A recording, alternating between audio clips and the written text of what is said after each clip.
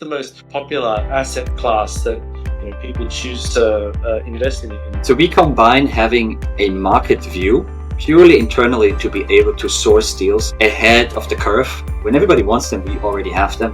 We did the structuring and set up all these things which require, of course, still some upfront work so that later it can be very efficient. And it takes time to develop the relationships with the owners of these assets, the GPs who may want to sell down a stake in the company in one of their funds.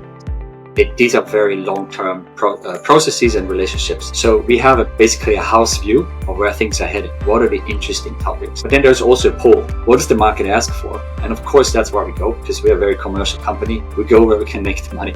Combining these two things, and maybe there's a small element, I will admit it, of just personal interest. There's a lot of benefits, and one of the benefits is you can decide what matters to you and what's interesting to you as a founder. The combination of that, we have seen most growth actually in private equity secondaries, so direct exposure to single companies, not funds, that investors can pick and say, okay, Elon is going to Mars, I'm going to invest into SpaceX. AI is something I use every day, I'm going to invest into OpenAI, XAI, Grok, Anthropic, you name it. I care a lot about certain topics. This is the company I believe in and I want to invest in. So that's what we can offer.